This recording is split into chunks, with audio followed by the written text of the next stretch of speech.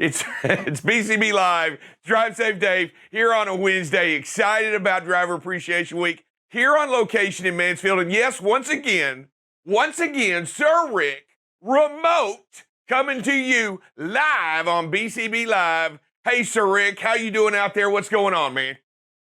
Drive safe. Yes, sir. The volume down, no volume. I was digging that, brother. What are you thinking about the Amazon One? Yeah, it's pretty neat. It's pretty neat what they're doing. This whole biometrics turn of events that's going on, whether it be face recognition, whether it be palm recognition, whether it be, I don't know what they're going to be doing, voice recognition. I mean, they've got all these new technologies that they're going to start using across the board for entrances, payments. I mean, we've done the thumbprint for a while. We've done different stuff. You have to face recognition where you double click where it looks at you on your phone. And they've got so many of these new biometric technologies coming out to pay, but it looks like you're just going to have to wave at the pay scanner and then you just get in. You just kind of walk right over and it knows who you are. And it's pretty incredible. But today we want to bring in a very special guest. It's Rebecca Brewster, the president of ATRI. I want to make sure that everybody knows and gets to hear a little bit about what she does. Hey, Rebecca, how are you doing today? And I want to bring you in to let you know how important it is what you do and kind of what goes on with you in all of your organization. Are you there? Hours of service rules, that fiasco where you had to have 2 overnights, Saturday and Sunday, and you had to do your 34-hour break in a consistent. Do you remember that fiasco that was created by the hours of service rules? What did your organization do in that time for that to help facilitate that change? Well, we're all about data and analysis. And so, really and truly, with all the changes we've had over the hours of service rules through the years, for each change, we've done an analysis to look at using data generated from drivers and from fleets and safety data and productivity data to look at how those rule changes have impacted the industry.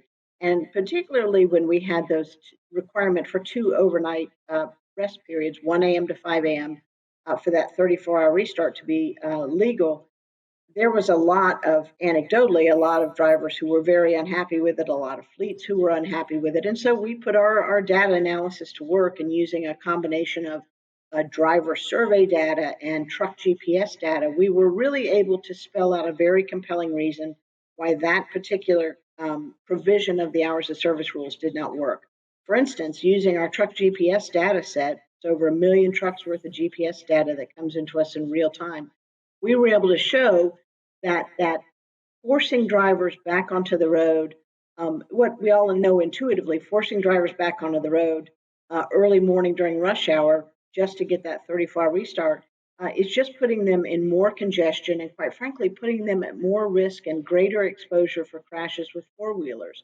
When drivers were able to utilize the 34-hour restart without that 1 a.m. to 5 a.m. provision, they were able to more selectively identify when they should get on the road. That worked the best for them. But putting drivers back on the road at 5 a.m. when all the morning rush hour traffic was starting was creating a safety hazard.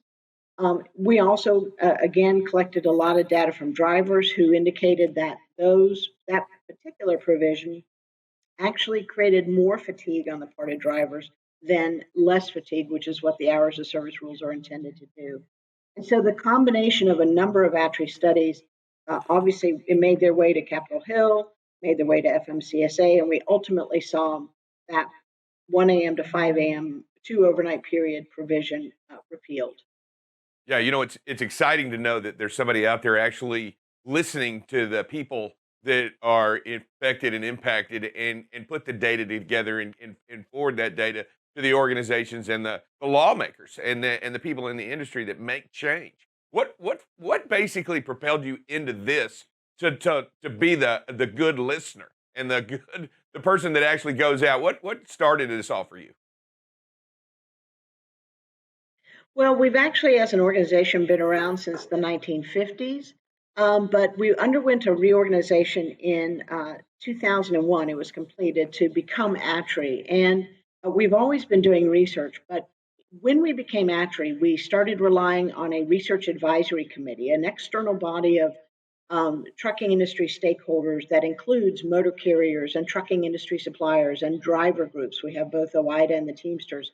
And that group of individuals annually figures out what research we should be doing. And again, Actuary doesn't advocate, we're not a lobbying organization, we don't go into our research with a predetermined outcome, but we rely on our research advisory committee members to tell us what are the research topics that the trucking industry would really benefit from knowing the answers to. And then we set out as a professional staff to identify a research methodology. How are we going to collect that data? And then once we have the data, we do the analysis and we put it out there. And one of the hallmarks of Atri, Dave, is we make all our research available free of charge for anyone who's interested. And, that leads us right into what we've been talking about is the infrastructures throughout the country. And quite frankly, they're just not that good. We've seen the bridge on 40 there outside of Memphis cause a huge problem, and it'd been like that for a while. Well, I think somebody even said some of the questions are, how many more are like that that aren't even being reported? And the answer is there's quite a few.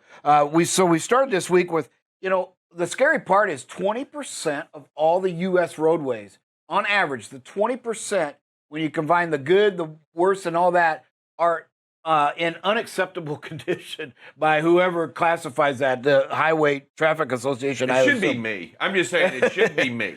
And then 6% of the bridges. When you stop thinking how many bridges are in this country over bodies of water, mainly the rivers, and we see more and more of a climate fluctuation, right? We see harsher winters up in the Northeast and with more temperature changes and snow and rain. And then in the South, we're seeing stronger and stronger thunderstorms and hurricanes as they develop. They're actually gaining strength as they come inland. And all this is going to take a toll on the roads. And again, we already see a bunch of traffic that is due to just maintenance of the highways. Absolutely. Well, now many of them, as this report is going to show, are going to need total reconstruction, not just repair, but they're going to have to redo some of the infrastructure.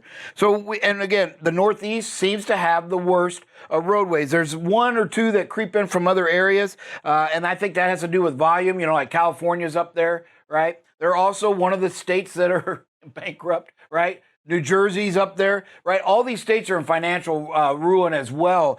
So what does that mean? Well, the third thing we want to do is it's a rising cost to motorists. And what's odd here is the exception to the rule is all these have been kind of mentioned in one way or the other with the bridges or the roads, with the exception of Oklahoma.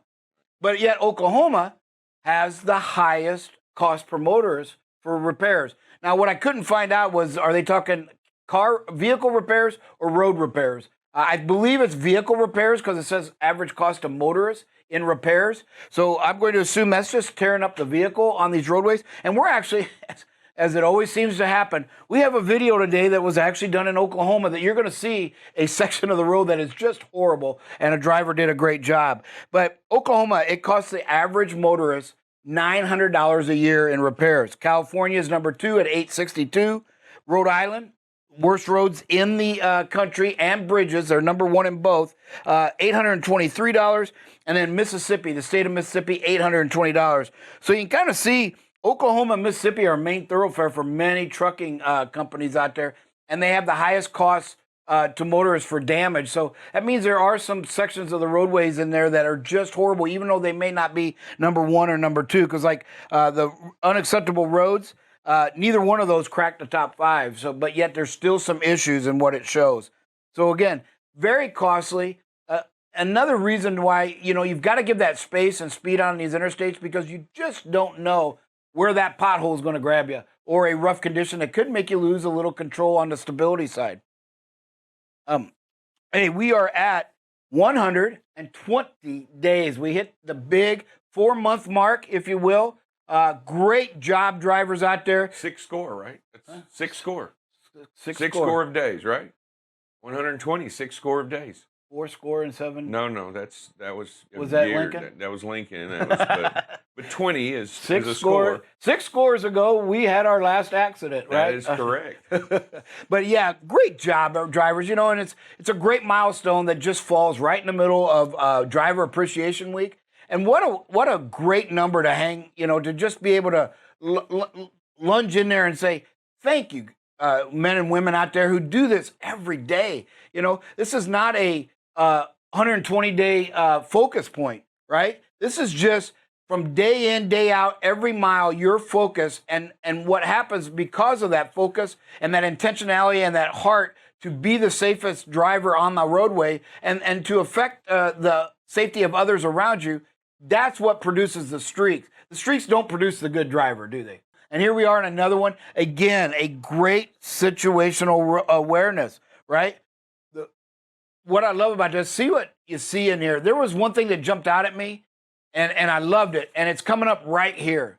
You've got these little low areas that kind of wash out, probably flood. There's probably a little creek that runs through there, not big, but the road narrows, big wide load, a big truck coming through there, right? And the driver recognizes that, slows down, and then crawls through this area, which is a dangerous situation.